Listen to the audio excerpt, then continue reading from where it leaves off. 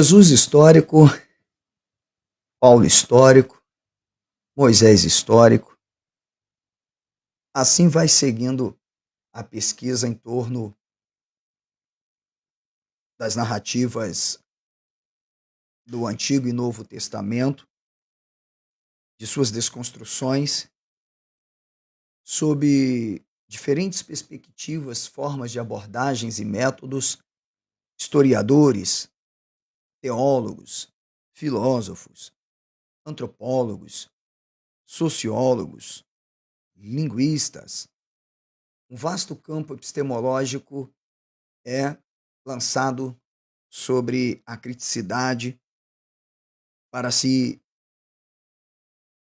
buscar no passado o verossímil, aquilo que pode ser minimamente, pelo menos, levantado como um pressuposto válido ou uma hipótese. Na live de hoje, eu quero estar compartilhando com vocês, em forma de reação, mas não é uma reação crítica, contestável, refutável. É apenas uma reação abrindo a oportunidade para um diálogo, para um bate-papo, para despertar o interesse dos que se debruçam ao estudo do cristianismo, do judaísmo, né, que se desenvolvem, evidentemente, em diversos contextos históricos, políticos, religiosos e de tantos conflitos.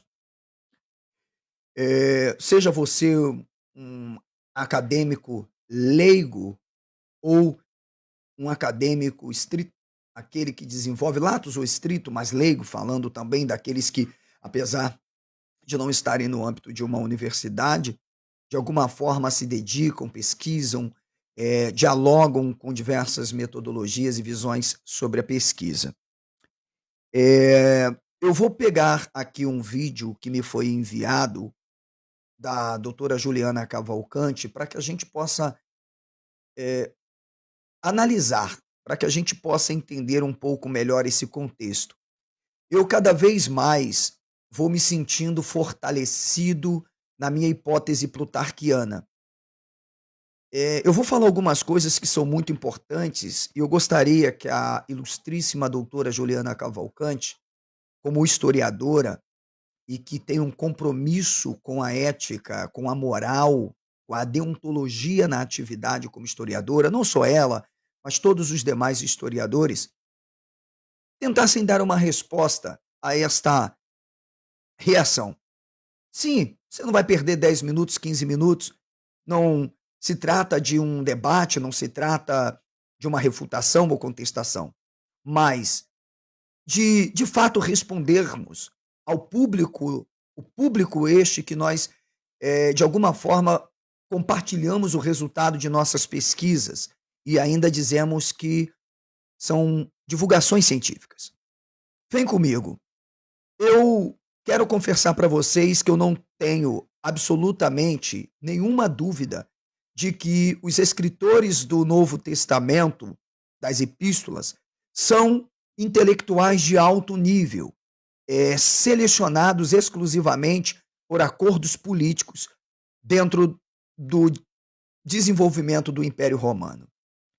Um historiador sério, qualquer especialista que se dedica de fato à historicidade, sabe, do Império Romano, sabe, dos períodos de desenvolvimento que o povo grego, o povo judeu, o povo romano estiveram entrelaçados, né? Ou seja, são importantes para a compreensão de fato das próprias narrativas. Eu fiz uma crítica que eu sei que tem sido muito dolorosa, pessoal, para os historiadores, sobretudo os que já portam títulos de doutores, diplomas, graus de mestres, de que eles estão fracassando no indiciarismo. Ou, de fato, são desonestos. Isso aqui não é um ad hominem. É algo que está visível. Ou, de fato, eles fracassaram ao tentarem buscar um Jesus histórico, um Paulo histórico, qualquer outro histórico das narrativas bíblicas, ou eles já encontraram e, evidente, contrastados, confrontados com suas pesquisas e vaidades, não abrem mão. Então, eu vou analisar este vídeo, as falas da doutora Juliana, e de forma muito respeitosa, doutora Juliana. Eu sei que eu tenho sido muito mal interpretado por seus amigos, seus companheiros de atividade, mas pense comigo, e eu quero que você que chegou aqui, Carlos, André, Heraldo, eu sou hoje, não é no Brasil, no mundo, é no mundo, um único intelectual acadêmico que olhou de forma interna, de forma estilística, de forma estética, de forma historiográfica, de forma, pode-se dizer, mais crítica, para os textos evangelicais e o escritor Plutarco de Queroneia. Ou seja, há muitos plutarquianos no Brasil, na Itália, na França, mas por que razão esses não procuraram, de fato, empregar o paradigma indiciário em uma análise justamente dentro do contexto das produções literárias e de seus gêneros, sobretudo, identificar, primeiro, as razões do gênero evangelho terem pseudepígrafos. Por que pseudepígrafos numa época em que esses autores autografavam os seus trabalhos? Homero, Heródoto, Sêneca, Plutarco, Joséfo, Tácito, Suetônio, e vamos descendo para tantos outros. Quais eram os únicos gêneros que propriamente não eram autografados, não eram assumidamente identificáveis? Eram gêneros epopéticos, narrativos, muitas vezes até mitógrafos ou mitográficos. Enfim, eu vou responder à doutora Juliana e hoje eu preparei um material muito especial para vocês. E eu espero que os poucos que aqui estão leve adiante esse conteúdo, transmita, porque não é que eu queira, por vaidade, sustentar uma hipótese, uma tese de que Plutarco de Queroneia seja um segundo autor contra a família flaviana, contra, indiretamente, que está desconfigurando o projeto flaviano, que está vestido de toda uma judaicidade romana, para dar a Roma aquilo que Roma sempre desejou e quis. Significa uma vestimenta helenística, já que Roma, muitos séculos antes, já tinha adotado toda uma conjuntura cultural, literária, linguística, intelectual, entende? Como a base do seu próprio império. Não havia nada no judaísmo que atraísse o interesse de Roma, portanto, todo e qualquer projeto que viesse vestido de judaicidade, de alguma forma, não importa como fosse o estilo literário, doutora Juliana, se mito poético, mítico, literário de intervenção, diegético, mimético, não importasse, ou historiográfico. Para Roma só interessava o fortalecimento do seu império através de uma conjuntura homogênea com a Grécia, isto é, com a cultura grega. Então, vamos lá. Cada ponto das falas da doutora Juliana, deixando claro que não estou contestando-a absolutamente, não há até o que contestar, também não estou aqui criticando-a, eu apenas vou ponderar, porque eu consigo diagnosticar que eles acharam o Paulo histórico. Eles já acharam o Jesus histórico, mas não é o Jesus histórico e o Paulo histórico, Jesus de Nazaré e um Paulo histórico de cartas, não. Eles estão vendo, eles estão perto realmente do Jesus histórico e do Paulo histórico, não como agentes históricos das conjunturas narrativas, mas como personagens criados pelos verdadeiros Paulos e Jesuses históricos. Vamos lá, compartilhando tela com vocês, vamos analisar minuciosamente a partir de algumas perguntas que foram feitas pelo Glaucio Gonzalez. O Glaucio já participou aqui do canal, é companheiro, ele é um cara que busca o conhecimento, sempre está intervindo diante do debate público sobre esses assuntos, tá? E ele fez uma pergunta à doutora Juliana, ok? Eu vou pegar aqui a pergunta, eu teria que deixar a live se desenvolver para conseguir pegar as falas do Glaucio, ok? Ele começa falando aqui, olha, por muito algo, o foco dela é mais o cristianismo, epifania subversiva, eu não sei do que ele está falando, mas não me interessa isso. O que me interessa é essa pergunta que o Glaucio fez. Olha só, a doutora Juliana Cavalcante, uma das discípulas do André Chevitarese, autora de alguns livros, artigos publicados pela revista Criner, né? A gente tem que destacar isso, que é a revista formada pelos membros do grupo Chevitarese, tá bom? Então, veja, eu queria saber como a área dela é mais Paulo, verdade, eu tenho aqui a dissertação da doutora Juliana Cavalcante, que diga-se de passagem, tá, gente? Eu posso até abrir aqui enquanto falo com vocês, ó, tá aqui, tá? Já abri, ok? A dissertação dela já tá aqui, que é Paulo, mas não é só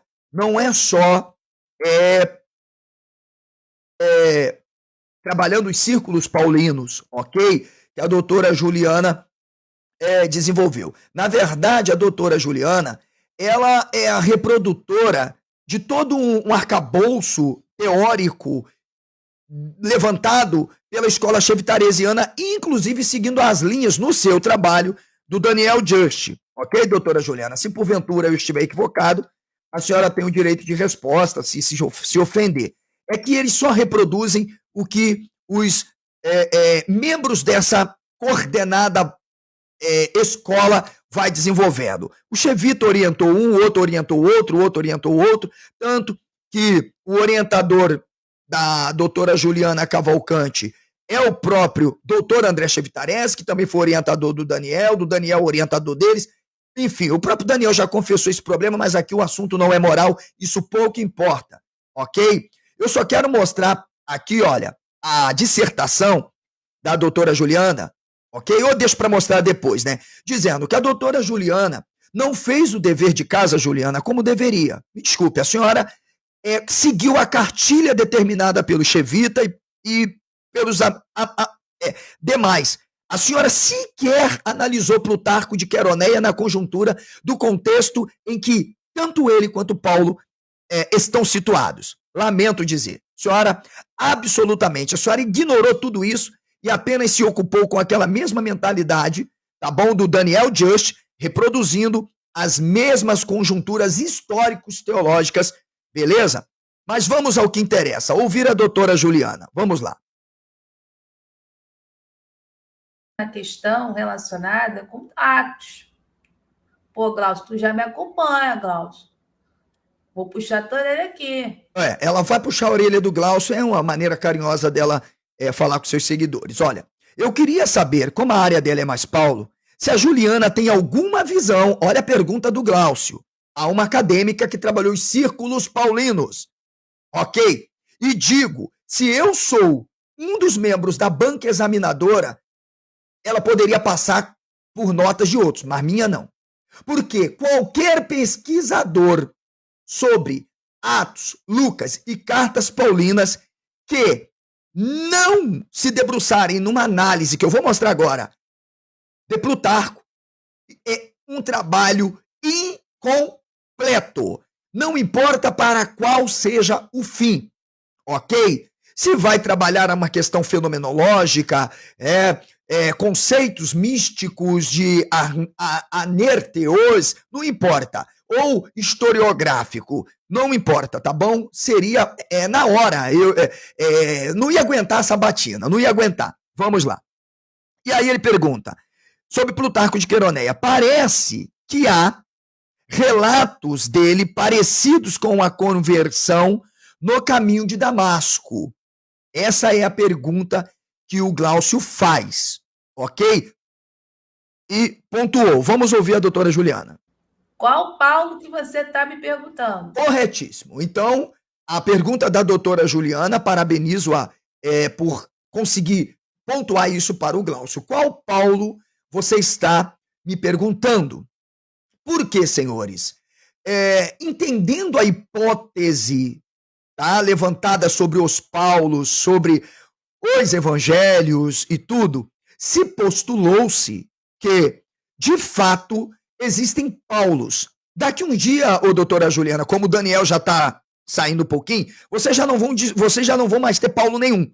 Porque começou com as 7 cartas autênticas, que eram de Paulo, algumas já não são mais autênticas de Paulo, Paulo agora já não é mais fonte histórica para Jesus, daqui a pouco vocês esquecem Paulo. O José vai ajudar vocês a esquecerem, tá bom, doutora Juliana? É uma maneira minha de fazer a minha abordagem, sem etiqueta, sem aquele silogismo, né? Aqui eu faço divulgação científica. Não, aqui eu trato um negócio sério, independente de qualquer coisa, com o mesmo critério que vocês empregam. Mas a doutora Juliana fez uma pergunta que, dentro da perspectiva da hipótese, tem fundamento. Qual é o Paulo? Bem, apesar de tudo, pessoal, eu entendo que o escritor de Atos e a doutora Juliana, brilhantemente no seu trabalho Círculos Paulinos, né, que eu até tenho há anos no meu trabalho, desde que ela vem da graduação, eu acompanho a galera do Chevita há anos. Laíra Amaro, Laíra Amaro começou na graduação. Então, é evidente que nós sabemos que o livro dos Atos dos Apóstolos, na verdade, é um conjunto de narrativas totalmente míticas. Se percebe um certo grau de intervencionismo ideológico, tá? Que tenta, de fato, aparentemente, transformar algumas figuras que, para a conjuntura da historiografia feita por eles, aparentam ser históricas, ou simplesmente são narrativas ficcionais, sabe? Contos, sátiras que vão sendo desenvolvidas de uma maneira a enaltecer o Império Romano e mostrar os embates, né, e os problemas causados pelas próprias comunidades que estão se desenvolvendo. O livro de Atos é um livro escrito depois de 85. Então, realmente, se percebe, partindo da hipótese que eu não defendo, e para mim é totalmente sem fundamento, ok? Aqui está a ponte totalmente distante entre mim e eles, de um Paulo antes de 70. Por quê? Porque para mim não tem nada antes de 70. Ok, pessoal? A não ser eventos de fato históricos registrados por Joséfo, Tácito, e que serão diegeticamente transpostos para essas narrativas de gênero evangelhos. Fora isso, lamento informar, pode o Laí ter desenvolvido fonte Q, né, com auxílio do Chevita, repetindo a mesma papagaiada dos teóricos da fonte Q, para mim, não tem fundamento. Tentaram pegar o 7Q5 e dizer que datava de 50, eu mostrei e eu estou aberto a um debate público com qualquer especialista para mostrar, ok, que o 7Q5 não tem nada de Marcos e tampouco escrito em 50. Mas, focando nisso, eu não vejo absolutamente como falar, ok, de 2 Paulos. Eu vejo um único Paulo e que não é histórico. Seja o Paulo dos Evangelhos, ou dos Atos, ou o Paulo das Cartas, porque o Paulo das Cartas também é um homem divino. É um Paulo que conta coisas totalmente... O Albert Schweitzer, né, falando sobre o seu miticismo, sua perspectiva de Paulo, Paulo continua sendo um homem divino mesmo nas cartas ditas autênticas. É toda uma conjuntura teológica, inclusive voltada para as questões helenísticas. Paulo é caracteristicamente um cara que assume um compromisso de greco-romanização, ok? Isso é fato. Eu não sei onde essas pessoas estão vendo um Paulo judeu, ok? A menos na sua estética, no seu estilo. Então, eu não parto de hipótese de que, pelo fato de termos um Atos dos Apóstolos depois, ok, que nós temos tantos Paulos. Não, me desculpe, doutora Juliana, ok, mas eu entendo que na perspectiva vocês construíram tantos Paulo, agora não é mais um, nem dois, nem três, daqui a pouco tem 4. Vocês vão chegar a um acordo, José tinha razão, ok? Chevitarese não. Ou seja, de que não tem Paulo nenhum. Nós temos por trás de todo um arcabouço literário agentes, ok, conscientes, vamos chamar de narrador consciente e narrador observador, que está desenvolvendo ou estão desenvolvendo, ou dizendo de um que desenvolve ambas atividades, todo um projeto de intervenção ideológica sob o primado justamente da estruturação de Roma. Então, ela diz para o Glaucio, pergunta, Glaucio, que Paulo você quer? E aí ela vai falar dentro da perspectiva dos Paulos, porque para eles um Paulo de Atos é diferente, só porque tem todo aquele, o que o Daniel defende, né? O anerteos, aquela coisa toda, o homem divino, o mago, aquela coisa toda, mas eu queria saber se o Paulo das cartas não tem isso. Claro que tem, é um Paulo esotérico, é um Paulo místico, entende? É um Paulo que conta também fenômenos extraordinários. Então, me desculpe, gente, essas teses só passaram porque foi entre amigos. Que se fosse numa universidade séria, com pessoas sérias, no mínimo, poderia até passar, como uma teologia histórica. Mas, pela historiografia e como ciência, passaria não. Ok? Vamos lá. Ato contínuo. Se você está me perguntando Paulo de Atos, o Paulo de Atos é uma criação literária do autor de Atos dos Apóstolos, que é o mesmo autor do Evangelho de Lucas. Que maravilha! Isso aqui é muito importante. Parabéns, doutora Juliana. Um aplauso para a senhora. Parabéns, ok? Concordo. A questão, doutora Juliana, é que independente da suposta datação de Paulo nas cartas, não importa se elas divergem quanto datação, ok? Nós temos um escritor situado dentro do processo plutarquiano. E não há nenhuma evidência. Sabe o que é evidência? E nem indício. Existem interpretações conferidas e muito mal feitas sobre supostos Paulos históricos. Porque o histórico vocês não acharam. Porque já tem 3. Daqui a pouco aparece 4, 5 e vai ter tantos Paulos quanto vocês possam imaginar. O que eu quero dizer é que o escritor lucano, Atos e Paulo, na minha hipótese, doutora Juliana, é um só. Ok? Plutarco de Queroneia. E eu vou mostrar para a senhora que vocês já viram isso. Se não viram, foi porque foram mal orientados. Ou não havia interesse de que vocês fossem orientados para perceberem que no primeiro século, dentro desse processo de construção do Império Romano e de uma oficialização e proposta de um cristianismo pró-império, só um brilhante intelectual se destaca em todos os outros. Não tem outro, doutora Juliana. E aqui venha a sua senhoria, mas não tem outro. Se a senhora trouxer qualquer outro, para mim, eu vou dizer assim, vamos analisar. Mas não tem como Plutarco de Queroneia. Se a senhora estudar a questão traditiva da recepção de Plutarco pelos pais da igreja, que abarca desde o 4º século até hoje, doutora Juliana, Plutarco é considerado a mente mais brilhante, homenageado, celebrado, tido como o responsável pela organização, pela fundação, pela proposta de enculturação, teologização do Império Romano através da sua cristianização. Nota 10, ok? Pois bem, então a grande verdade é que, primeiro, não tem como, vocês não fizeram uma análise comparativa, estética, estilística, literária, ok, doutora Juliana? Não fizeram. Exegética, diegética, e eu posso usar tantas outras coisas aqui.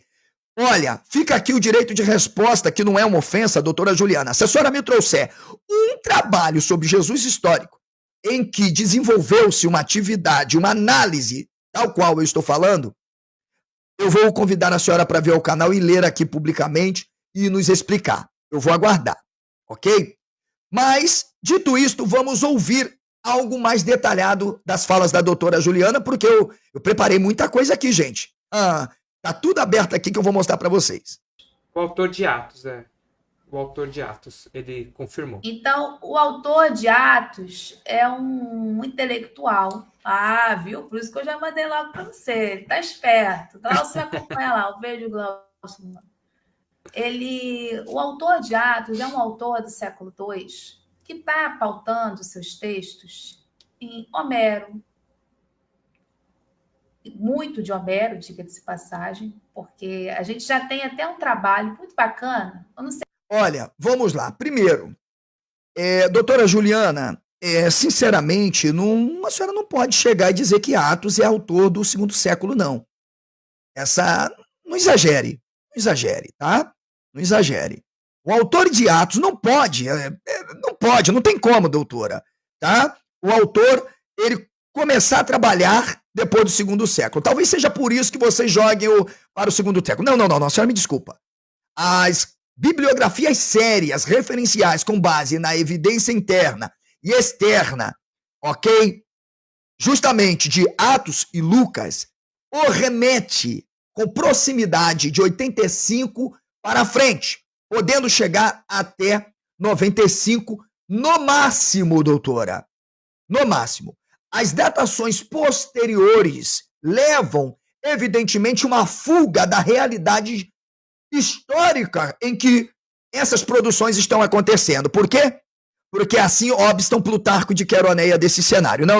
A senhora me desculpe, ok? Ainda que tenham produções que tentem lançar esse Atos escrito. Mas, observe, considerando todo um processo de produção do Evangelho de Lucas, que é datado de 85 para frente, e sendo Atos logo, consequentemente, uma sucessão e escrito pelo mesmo autor, não pode haver mais do que 10 ou 15 anos.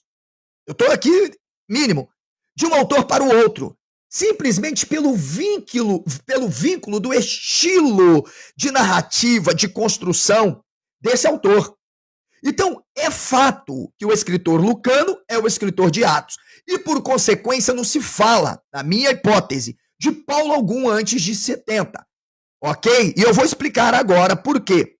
A doutora fez uma afirmação que é muito importante. Ela disse assim, ó, no finalzinho, quer ver? Vamos ouvir?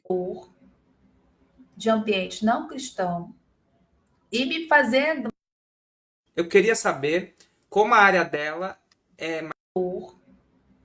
De ambiente não cristão. Eu queria saber como a área dela é mais de Paulo, se a Juliana tem alguma visão de influência de Plutarco de Queroneia. Parece que há uns relatos dele parecido com a conversão no caminho de Damasco. Então, Glaucio, vamos lá. Você quer saber do Paulo histórico ou você quer saber do autor de Atos? Essa é a conjuntura. Você quer saber do Paulo histórico? Não tem Paulo histórico nenhum. Na hipótese deles tem, ok? Que é tanto Paulo, mas eles precisam manter a falácia de um Paulo histórico. Mas aí não é o problema, né, doutora Juliana? Vamos lá, vamos supor o seu Paulo histórico. Eu vou te devolver essa questão com essa pergunta. Tu tá me relacionando um autor... No campo do debate, da pesquisa, ela está corretíssima. Já que se construiu hipótese, né, de Paulo histórico, agora tem um Paulo não sei de quem, Romanos é mais um Paulo, olha essa carta aqui, o Gálatas, olha não sei mais o quem. É só vocês acompanharem até o trabalho do Daniel Dias, que divergem em alguns pontos deles, e de outros autores também.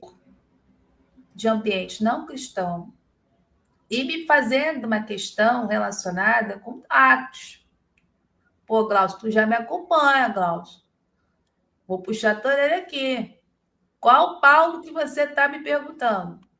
Ato contínuo. Se você está me perguntando Paulo de Atos, o Paulo de Atos é uma criação literária do autor de Atos dos Apóstolos, que é o mesmo autor do Evangelho de Lucas. O autor de Atos, O autor de Atos. Ele... Parabéns, então, o autor de Atos é um intelectual. Ah, viu? Por isso que eu já mandei logo para você. Ele tá esperto. Glaucio acompanha lá. Um beijo, Glaucio. O autor de Atos é um autor do século II que está pautando seus textos em Homero. Parabéns. Ok, doutora Juliana, muito obrigado por fortalecer cada vez mais a minha hipótese plutarquiana. Não há nenhum autor absolutamente, ok, tão dedicado a Homero, Aristóteles e Platão em todos os tempos dentro da conjuntura do Império como Plutarco de Queroneia. Bem, doutora Juliana, eu não sei se a senhora leu. Eu li todas as obras de Plutarco de Queroneia e em grego, ok? E as analisei. Beleza? Como vou fazer aqui agora? Segunda questão.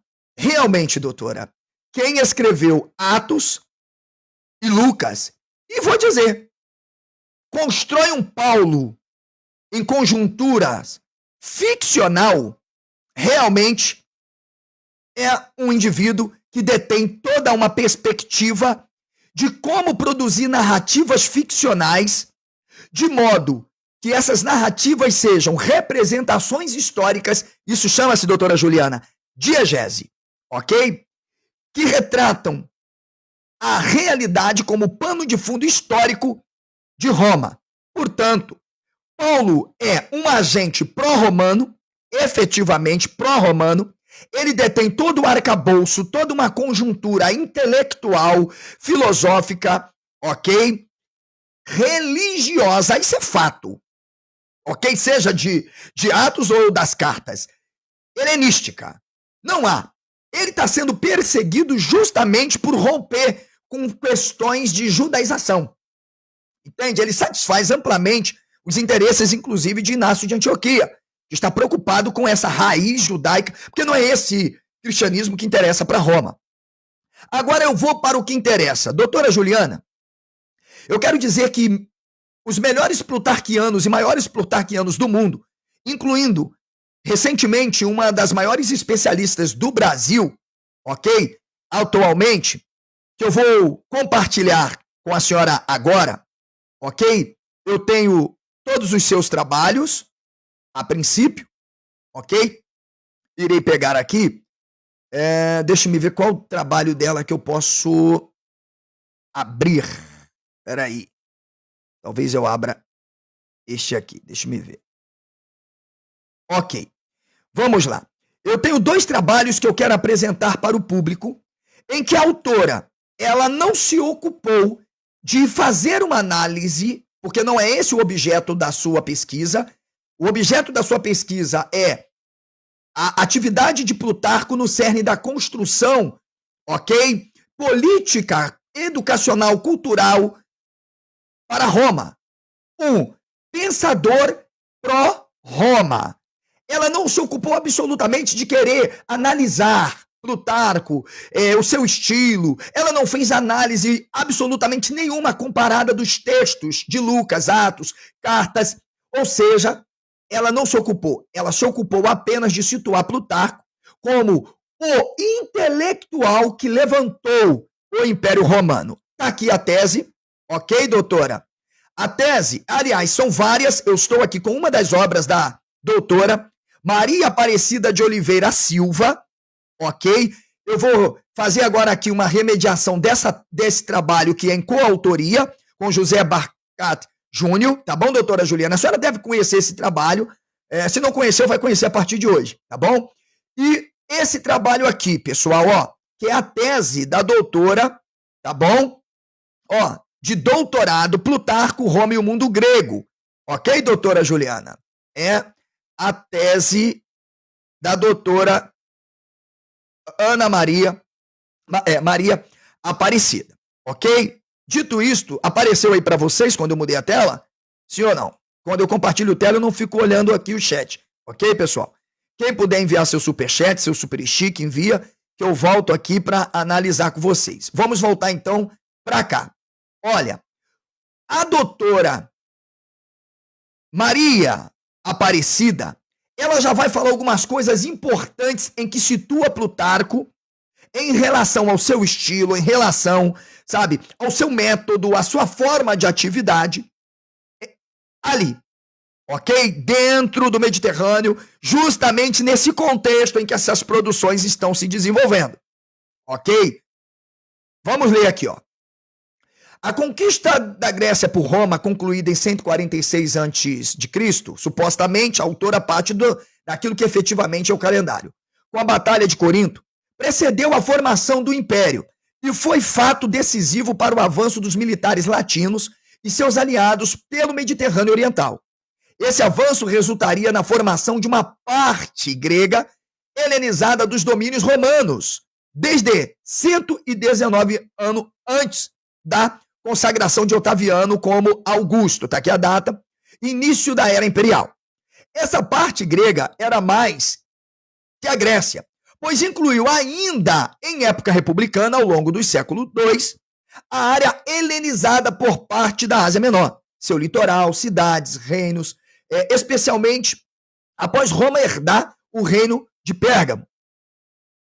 Expansão arrematada com as campanhas de Pompeu no Mediterrâneo Oriental. Ok, ela começa a situar todo um projeto de absolvição da cultura, das mentalidades gregas pelo Império Romano, vai destacar os polos culturais, intelectuais, sobretudo de produção literária, e, pasmem, algo importante, a arte de escrever e inventar histórias. Os romanos herdam isso dos gregos, eles adoptam isso. É por isso que Plutarco de Queroneia, em Vidas Paralelas, Rômulo e Teseu, ele está num conflito com Flávio Joséfo por causa das produções dos evangelhos que eles dizem que foram escritos antes de 70. Tá? Ou seja, em relação às narrativas diegéticas que configuram o pano de fundo histórico que tem por objetivo vestir Roma justamente de um projeto de dominação em que o povo, sobretudo o judeu, se submeta e entenda que Roma, na verdade, é a potência e os seus messias, os seus imperadores. Ok? Então você entende quanto à formação da literatura grega no Império Romano, trata-se, olha, isso aqui é muito importante, tá, doutora Juliana? De 3 processos em ordens de fenômenos. Primeiro, a doutora Data Vênia Maria diz, o político significa, para esse processo político, como eu vou mostrar na obra posterior, isso aqui fica como uma aula também, respeitosamente, para a doutora Juliana, tá? Vai ficar como uma aulinha para ela também. Veja, esse processo de formação da potência romana que está colapsada, desde os períodos anteriores, ok, dos judaísmos anteriores, das escolas, zelotas, sicários, fariseus, saduceus, essênios, tem um problema sério, Roma está colapsada. E justamente por causa do judaísmo, a última coisa que Roma quer, de fato, é que o polo, vamos dizer, econômico-político esteja nas mãos dos judeus. Roma está tendo que aturar o templo de Jerusalém, mas por causa dos impostos. Mas há uma pressão muito grande, porque os judeus estão se recusando, evidentemente, a se submeterem ao império. Se submeterem, eles não querem aquele mesmo processo que começou com a Golá, né, para a reconstrução de Jerusalém, a República de Judá fundada. Então, a mesma coisa aqui também está acontecendo. Então, os romanos, evidentemente, para conseguir reconstruir e fortalecer, fundar, de fato, o império e se manter firme, sem oscilação ou estável, precisa construir um projeto, evidentemente, que se baseia num tripé. O mítico literário, o retórico, podemos chamar aqui a conjuntura platônica e aristotélica, e o teológico, ou teleológico e místico. Formam um tripé. Significa narrativas míticos literárias de intervenção sobre seus gêneros. Isso era comum, doutora Juliana, tá bom? Em todas as civilizações.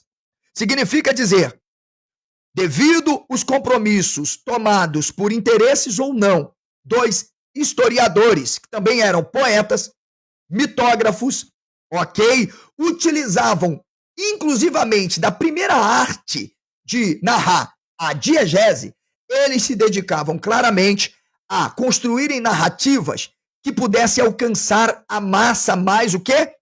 Leiga. Somente através de novelas, de encenações teatrais, de sátiras, dentro de uma linguagem muito comum, é que isso poderia ser possível. Mas mesmo vindo das mãos de um brilhante intelectual, esteticista, expert em grego, podemos dizer um dos maiores esteticistas da língua grega, não tem como, ele é o cara. Plutarco de Queroneio, Lucas, ok, de Atos, não tem. Ele é ímpar, mas sem perder a base de que o seu texto, apesar de ser direcionado para uma corte, por isso dedicado a Teófilon, e aí é preciso conhecer esse Teófilon lá em Joséfo também, tá, doutora Juliana? O Chevita disse que tem 10 volumes de Joséfo, eu não sei se ele leu meio, pelo menos, mas qualquer coisa eu estou aí aberto ao debate. Então, observe que Roma está se levantando, Roma está se construindo, e um dos primeiros processos deste fenômeno se dá pelo político. Então veja o que a doutora traz. Com a posse romana de vasto território em que predominava o idioma grego, onde a memória cultural helênica era forte, esse é um processo, ok? Portanto, a gente já pensa que, mesmo numa Baixa ou Alta Galileia, e portanto, cidades pequenas, aldeias, que vocês confundiram cidade com aldeias, não há absolutamente nenhuma menção no Novo Testamento de que o tal Jesus morasse em uma aldeia. Portanto, se não há, ele morava, se existiu numa Alta Galileia. Portanto, corre-se aí, já refuta o Chevita com a hipótese de que o tal Jesus de Nazaré fosse um analfabeto. Não tá. Sem contar os polos intelectuais constituídos na Alta Galileia pelos próprios romanos a partir da intervenção dos gregos. Ok, doutora Juliana? Aqui eu tô matando vários coelhos com uma porrada só. Vamos lá. E, pois bem, agora, olha, número 2, cultural. Com as transformações da literatura grega na parte helenizada do Império Romano e com as recepções da cultura literária grega no mundo latino, incluindo-se autores e leitores de língua grega, cuja língua materna era o latim, em Roma, cadê? Passei, gente, cadê? Em Roma, ok? Pulei aqui, eu toquei aqui. Em Roma e na Península Itálica, e os territórios helenizados desde a era de Alexandre no Mediterrâneo Oriental. Agora vem comigo, doutora Juliana. Vamos lá. A senhora brilhantemente está sendo uma voz para reforçar a minha tese plutarquiana. Essa altura a senhora vai ligar para o Chevita, vai conversar com ele, vai mandar recadinho para o Daniel, para todos. É bom que mande mesmo, tá bom? Olha aqui. Quanto à temporalidade, a literatura grega no Império Romano deve ser vista em conexão com sua origem. O florescimento da literatura grega entre Homero, e a senhora acertou, e Alexandre. Incluir todas as recepções e inovações produzidas até a conclusão das mutações definitivas do Império, quando se cristalizaram em novas bases culturais cristãs e muçulmanas, doutora. Sabe o que o professor aqui está dizendo para a senhora? Sabe? É que não há interesse de judaização do Império Romano em nenhum momento. Evangelho que viesse, mesmo que minimamente, como a judaização, não importa a forma de narrativa fabricada, inventada, como diz doutor Oswaldo e outros, né? Como a senhora acabou de dizer, é uma ficção literária. O problema de vocês foi dialogar só com a historiografia e achar que um paradigma indiciário mal usado, doutora Juliana, me desculpa, mal usado. Não sei se vocês entenderam os critérios do Carlo Gisborne, eu não sei, mas mal usados. Vocês ignoraram toda uma conjuntura da própria cultura material, doutora. Cultura material, os intelectuais que estão ali, as obras que são publicadas, que estão na conjuntura da construção dos cristianismos. Calma, doutora. Calma, toma um chazinho aí, vem comigo que a gente vai ler aqui. Eu ainda tenho coisa para abrir. Vamos continuar. Ou seja, aqui, olha o que diz a doutora. Aqui, recuamos o marco temporal usual para a antiguidade tardia. Opa, olha onde a gente vai chegar, doutora. Que tende a terminar seu término post-quem, ou no nascimento de Cristo. Não quer dizer que a doutora, como intelectual, acadêmica, ela pressupõe, ela pode até defender a historicidade, ou coisa do tipo, Porque a maioria dos plutarquianos não se preocuparam em analisar Plutarco na recepção de fato da igreja, da patrística, ok? Da escolástica, como o cara que de fato está ali, ó, construindo o marco da base do cristianismo. Mas o cara aqui, doutora, fez isso e fez muito bem feito o dever de casa, ok? Ah, esqueci, não me peça para publicar artigo científico, porque isso aqui já basta, doutora. É só vocês me refutarem. Isso aqui já basta, ok? No nascimento de Cristo, como originalmente Brown, 1971, na era de Marco Aurélio, ó, vai colocando, 1661 a 180. Agora, olha isso aqui. A doutora, brilhantemente, se a doutora Juliana, que é a posterior, irá falar sobre o paradigma indiciário, realmente quisesse encontrar o Paulo histórico e o Jesus histórico, aliás, vocês, doutora Juliana, vocês teriam cumprido, mesmo não dialogando como o cara que dialoga com diversas ciências e disciplinas e teorias, vocês teriam, no mínimo, empregado esses elementos claros na pesquisa de... Aliás, doutora, quero dizer que a senhora não aplicou um desses aqui no seu trabalho, o Círculo Paulino. Não aplicou um, a senhora fez teologia. Desculpa, tá? Teologia. Repetiu um amontoado de bibliografias com é só falácia.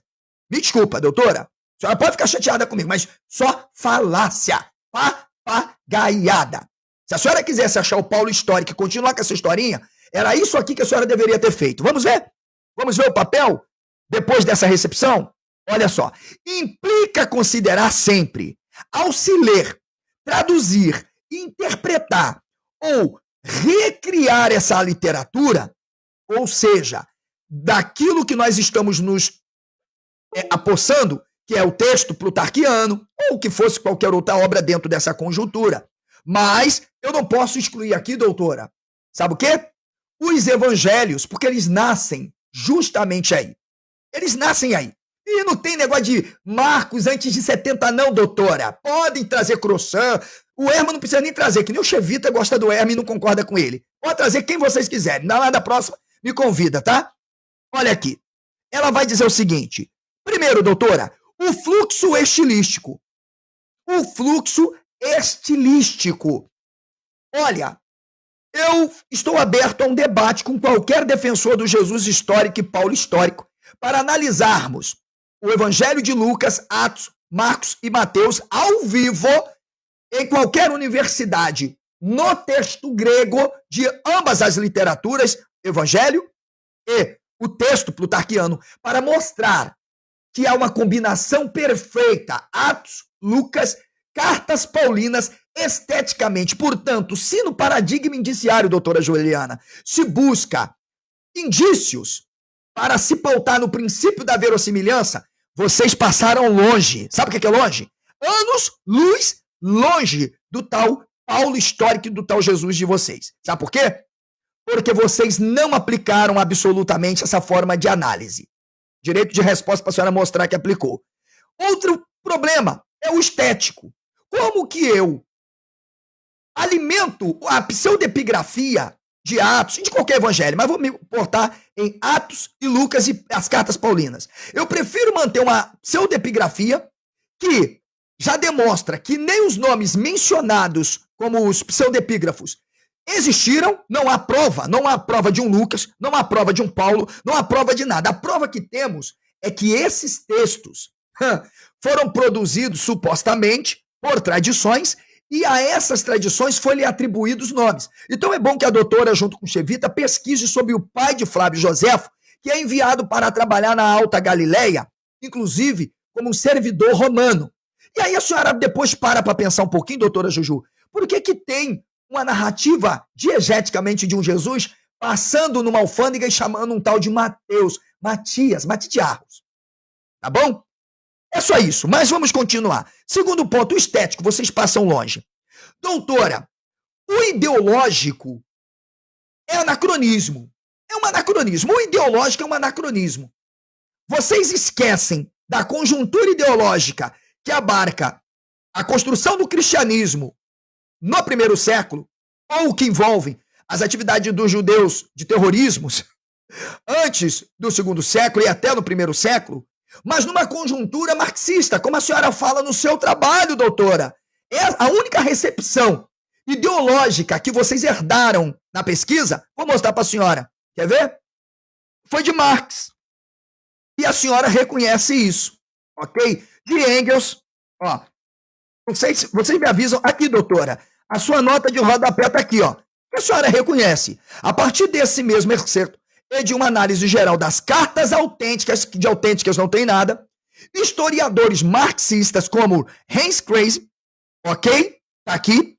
Seguindo leituras de Marx e Engels sobre os paulos cristianismo, quero até deixar claro para a doutora que Marx não se preocupou muito com isso não, tá, doutora? Apesar de ter escrito algumas coisas, não era essa a preocupação. Isso ficou a cabo de Engels e Karl Kaustik, beleza? Esses dois, sim, foram eles que criaram o Jesus terrorista. O Jesus que matava os seus próprios amigos. Enfim, eu estou tentando achar esse Jesus nos evangelhos. Se a senhora achar, apresenta para mim, tá bom? Esse Jesus que matava os seus aliados, os seus amigos, até mesmo discípulos. Só tem um tipo de Jesus que pratica essas ações lá na conjuntura do historiador Flávio Joséfo. Sermão Bar-Guiora e o Menahem. E tinha uns outros lá. Mas esse Jesus dos evangelhos, doutora, tirando a teologia, as camadas que vocês gostam de falar, camada, ainda não aparece não, tá bom? Ele é uma invenção de vocês. E me desculpa, doutora, marxistas. Um aí já tentou dizer que a exegese dele não era marxista. Eu mostrei. É e sempre será. Assim como a minha também é. Não totalmente, mas é. Então, parem. Tirem a máscara, pô. Assumam. É bonito. Olha, eu gosto. Eu acredito que o materialismo histórico, crítico, dialético, ele é importante, né? O Carlo Ginzburg, ele veio para ajudar um pouco mais, mas eu quero dizer para a senhora que o indiciarismo também é uma merda. Tá cheio de falha no seu paradigma, tá bom, doutora? Ok, vamos continuar aqui então. Mostrei o que a doutora traz reconhecendo. E entendem o movimento paulino dentro do contexto de lutas de classes. Ok, doutora. A única coisa que vocês prestaram para trazer foi essa bosta de ideologia, entende? Desconstrucionista dos paradigmas de uma sociedade, tentando reconstruir sociologicamente um panorama do que era o cristianismo dentro de um anacronismo marxista. Beleza, doutora? Só para avisar a senhora. Agora eu não estou dizendo que não haja. Porém, doutora, vocês extrapolaram, atropelaram os meandros de toda uma conjuntura cultural, material ou material cultural que envolve os estilos de produção dessas literaturas. Era esse tipo de visão ideológica e de perspectiva ideológica que vocês deveriam, de fato, buscar, doutora Juliana. Ok? Era esse tipo que vocês deveriam buscar. Mas eu vou voltar para cá. Porque no ideológico, a única coisa, pela sociologia, inclusive, doutora Juliana, tá aqui. Se tem uma obra para historiografia muito boa, tá aqui. É o Eric Hobsbawm, né? Eu não sei nem pronunciar o nome do cara direito, mas é ele mesmo. Tá bom, doutor? Tá aqui. É o Eric Hobsbawm. Inclusive, diga-se de passagem, tudo de vocês é com base na mentalidade, né, do comunista Eric. Tá bom? E o Richard Rossley tomou emprestado. Beleza, mas vamos lá. Doutora, então eu falei, fluxo estilístico, vocês só fizeram teologia. Você e o Daniel e o Laí. Todos discípulos. Aliás, que fica aqui, doutor, eu estou convidando os 3 discípulos do Chevita para um debate comigo sobre Paulo. Ok? Tá aqui um convite. Se aceitarem, vocês me avisem. Os 3, você, Laí e o Daniel. Ok? O Chevita pode assessorá-los. É só um convite. Não se ofenda. Tá bom? Vamos lá. Moral. Opa, doutora. Aqui que o negócio fica sério. Realmente, o escritor de Atos e Lucas tinha uma visão de Homero, não era só de Homero, não. De Aristóteles, de Platão. Ok? Salve a República. Salve Platão. O médio platonismo caiu bem para os romanos. Moral. Doutora, na perspectiva de vocês do Jesus histórico, a análise do que se acentua a questão moral é que Jesus, só Croissant discorda de vocês, porque para Croissant, Jesus era um filósofo cínico, ainda tinha um conceito moral. Nem todos que defendem o Jesus que vocês defendem aí, que é uma fantasia, um delírio. Eu já falei, doutor, infelizmente, vocês estão conseguindo transformar a historiografia, pelo menos aqui no Brasil, numa pseudagem. Tá vergonhoso. Tá precisando, doutora, com muito orgulho, um pedreiro vir aqui, tá tendo que ensinar todos os dias isso para vocês, tá bom? Mas nem um croissant, né? E se a senhora for pegar Joaquim Jeremias, pegar mais quem? O Ep Sanders, John Paul Meyer, cara, vocês não chegam a um consenso. A único consenso que vocês chegam é o apriorismo. Jesus existiu. Aí ficam nessa metamorfose de um Jesus de Nazaré, até uma Nazaré inventaram. Aliás, doutor, assista meu vídeo aqui refutando a Nazaré do Erma, a Nazaré do Chevita, a Nazaré de vocês também, tá bom? Aliás, a senhora não vai poder dizer que atualmente com o trabalho da arqueologia de uma nova Nazaré, que isso tenha valor para legitimar o seu Jesus de Nazaré. Sabe por quê, doutora? A senhora disse que a arqueologia não tem importância e relevância nenhuma para dizer que sim e não. Estou usando suas palavras, tá bom? Então vamos continuar. Marco moral, também não. O religioso, ok, aqui eu concordo com a doutora Juliana, aqui eu concordo com o doutor Daniel Just, ok? Concordo com lá e concordo com todos, porque o Jesus histórico é de fato uma análise, doutora, histórico-teológica. Portanto, aqui sim, vocês cuidaram de estudar todo o miticismo que envolve justamente o cristianismo e esse desenvolvimento, seja do paleocristianismo, cristianismo, como quiserem falar, ok? Judaísmo do segundo século, que abarcou uma influência sobre os pensamentos das comunidades do primeiro século, tá bom? Isso a gente concorda. Filosófico, muito pouco vocês trabalharam. Por vezes também o político de um passado grego, idealizado, atualizado, funcionalizado como fonte histórica de modelo. Isso aqui é muito importante, doutora. Sabe por quê? Porque eu saio daqui e vou para uma obra que influencia Plutarco, influencia Aristóteles e, não obstante, essa obra também influenciou o nosso ilustríssimo Plutarco de Queroneia, ok? A obra que eu trago agora, compartilhando tela, que a doutora Juliana não é capaz de ler, ela não sabe grego, ela aprendeu um grego muito mal, muito ralo, ok? Aquele grego de botequim, aquele grego que você chega ali, o cara fala, você repete, entende? É incapaz, tá, doutora Juju? Com todo respeito, a senhora não é capaz de fazer uma exegese. Se eu der um texto para a senhora delimitar a perícope, fazer segmentação, sem auxílio de qualquer instrumento, a senhora é incapaz de identificar qualquer elemento da conjuntura de uma estrutura frasal.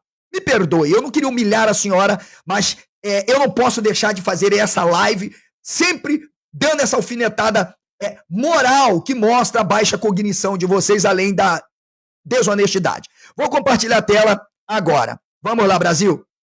Tá aqui, doutora Juliana. Eu tenho aqui uma obra que está na recepção de Plutarco. Esteve de Aristóteles, esteve de Joséfo e também esteve, doutora Juliana, de Tácito também. Todos eles.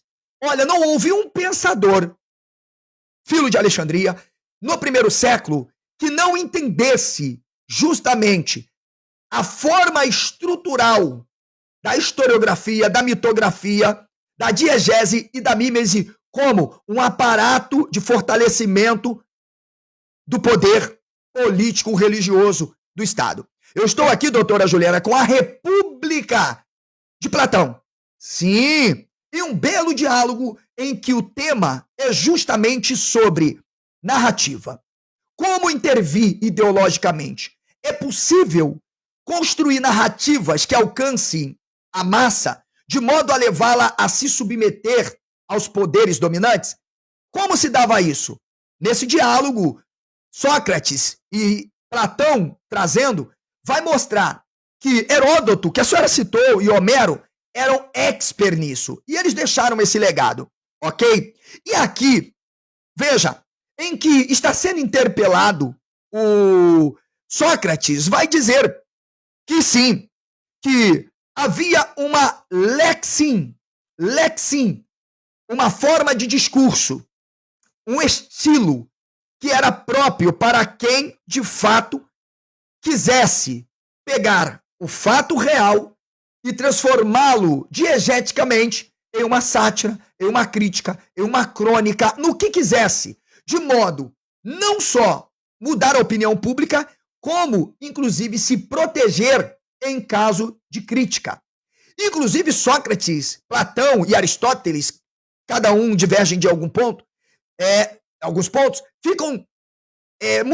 deixam muito claro de que havia uma competição desses escritores com relação às formas de narrativas. E olha o que ele vai trazer aqui, doutora, que é muito interessante, tá? Para Sócrates, a arte de narrar, de falar, de expressar, ela estava ligada diretamente a catafonem e catar, mimestai